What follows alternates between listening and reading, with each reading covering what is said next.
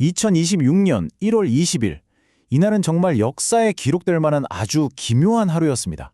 한쪽에서는요, 글로벌 금융시장이 공포에 질려서 와르르 무너져 내리고 있었는데, 바로 그 같은 시각 다른 한쪽에서는 한 기술 거인이 세상을 깜짝 놀라게 할 도약을 발표했거든요. 이렇게 서로 전혀 다른 두 개의 현실이 정면으로 충돌한 그날, 도대체 무슨 일이 있었던 걸까요? 바로 이 숫자 하나가 그날의 공포를 다 보여줍니다. 마이너스 870포인트. 다우존스 산업평균 지수가 하루 만에 이렇게나 폭락한 거죠. 투자자들한테는 정말 악몽 같은 하루의 시작이었습니다. 이날의 매도세는 어느 한 곳에만 국한된 게 아니었어요. 미국 시장 전체를 그냥 싹 덮쳤다고 보시면 됩니다. 다우가 1.8%, S&P 500이 2.1% 하락했는데 여기서 진짜 주목해야 할 게 있습니다. 바로 기술주 중심의 나스닥. 무려 2.4%나 떨어지면서 가장 큰 타격을 입었거든요. 이 디테일 잠시 후에 아주 중요해지니까 꼭 기억해두세요. 네, 아니 도대체 뭐가 문제였길래 시장이 이렇게까지 패닉에 빠진 걸까요? 그쵸? 자, 이제 그 현상 너머에 있는 진짜 원인을 한번 파헤쳐 보겠습니다. 모든 공포의 시작점은 바로 지정학적 리스크였습니다. 미국 대통령이 던진 한마디, 그 폭탄 선언이 트리거였던 거죠. 트럼프 전 대통령이 주말 동안 자신의 SNS에 글을 하나 올립니다. 내용이 뭐였냐면 그린랜드 분쟁을 핑계로 유럽 동맹국들한테 관세를 때리겠다는 거였어요. 이게 그냥 한번 으름장 놓는 게 아니었습니다. 보세요. 2월에 10%로 시작해서 6월에는 25%까지 올린다. 이렇게 구체적인 시간표까지 딱 제시하니까 시장의 불확실성이 그야말로 하늘을 찌른 거죠. 관세 위협의 대상이 된 국가들을 보면 이게 얼마나 심각한 문제인지 바로 감이 오실 겁니다. 덴마크, 독일, 프랑스, 전부 미국에 가장 가까운 유럽 동맹국들이잖아요.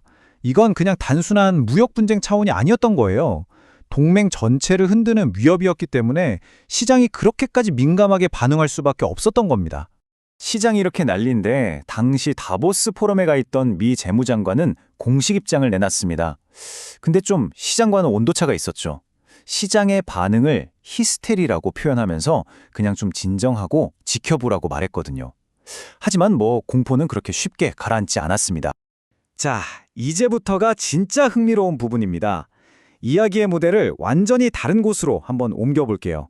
이 모든 혼란과 공포가 시장을 뒤덮고 있던 바로 그 시간, 전혀 다른 세상에서는 정말 거대한 서사가 펼쳐지고 있었거든요.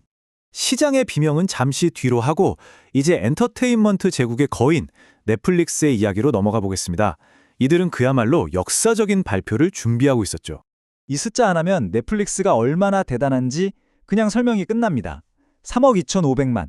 이게 뭐냐면요. 2025년 말 기준으로 전 세계에서 돈 내고 넷플릭스를 보는 사람들의 수입니다. 시장이 지정학적 리스크 때문에 벌벌 떨고 있을 때 넷플릭스는 이렇게 거대한 제국을 다스리고 있었던 거죠. 실적은 말 그대로 어마어마했습니다. 연 매출은 16%나 늘었고 영업이익률은 거의 30%에 가까웠죠. 근데 진짜 놀라운 건 저기 광고 매출 성장률이에요. 보이시나요? 무려 250%. 이건 그냥 성장하는 수준이 아니라 폭발하고 있었던 겁니다. 그리고 이 모든 좋은 소식들을 한 방에 압도해버리는 그야말로 메가톤급 뉴스가 터져나옵니다. 바로 넷플릭스가 컨텐츠 제국 워너브라더스를 전액 현금으로 인수한다는 소식이었습니다. 이건 정말 산업의 판도를 완전히 뒤바꾸는 엄청난 사건이었죠. 자, 이제 두 개의 이야기가 만나는 지점입니다. 멈출 줄 모르는 기세의 한 기업과 멈출 줄 모르는 공포에 휩싸인 시장. 이 둘이 정면으로 충돌했을 때 과연 무슨 일이 일어났을까요? 이게 바로 그날 1월 20일의 아이러니입니다. 한쪽에서는 거시경제에 대한 공포 때문에 다들 위험자산을 내다 팔고 있는데 다른 한쪽에서는 한 기업이 엄청난 자신감을 뿜어내고 있었던 거죠. 시장은 불확실성을 피해서 기술주를 던졌지만 넷플릭스는 오히려 우리는 더 크게 성장하겠다 하고 정면으로 베팅을 한 셈입니다. 하지만 결과는 냉혹했습니다. 거대한 공포의 파도가 한번 덮치면요. 투자자들은 개별 기업의 실적이 어떻고 미래가 어떻고 이런 걸 차분히 들여다볼 여유가 없어져요. 일단 위험하다 싶으면 팔고 보는 리스크 오프 심리가 시장 전체를 지배하게 되죠.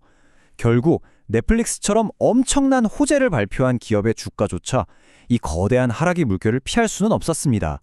하지만 넷플릭스는 달랐습니다. 이런 단기적인 시장의 소음에 전혀 흔들리지 않았어요. 오히려 더 대담한 미래 계획을 내놨죠. 2020년 매출 목표는 이 정도고 광고 수익은 2배로 늘릴 거고 워너브라더스 인수도 차질 없이 끝내겠다. 이렇게 강력한 의지를 보여준 겁니다. 자, 그렇다면 우리는 이 상반된 신호를 어떻게 해석해야 할까요? 전문가들은 과연 이 상황을 공황으로 봤을까요? 아니면 새로운 기회라고 생각했을까요? 전문가들의 첫 번째 시각은 이건 공황이다라는 진단입니다. 아까 들으셨던 미 재무장관의 말처럼요. 시장의 반응은 기업의 본질적인 가치, 즉 펀더멘털 때문이 아니라 순전히 공포 때문에 일어난 감정적인 과잉 반응, 한마디로 히스테리라는 분석이죠. 하지만 완전히 다른 시각도 있었습니다. 금융분석 매체인 모틀리플 같은 곳에서는 과거 사례를 들면서 이런 공포가 오히려 아주 훌륭한 매수 기회를 만들어준다고 분석했어요. 그러니까 장기 투자자라면 남들이 공포에 질려서 팔 때 오히려 좋은 기업을 싸게 살 수 있는 절호의 기회로 봐야 한다는 겁니다. 2026년 1월 20일, 이 기묘했던 하루가 우리에게 남긴 교훈은 아주 명확합니다.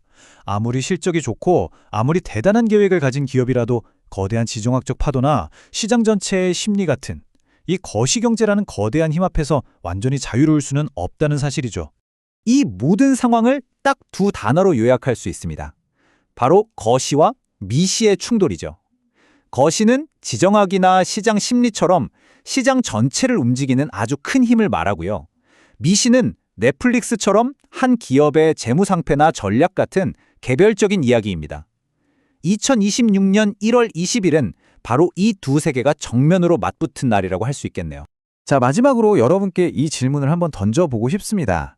이렇게 변동성이 큰 세상에서 결국 더 중요한 건 뭘까요? 한 기업이 가진 단단한 펀더멘털, 그 근본적인 힘일까요?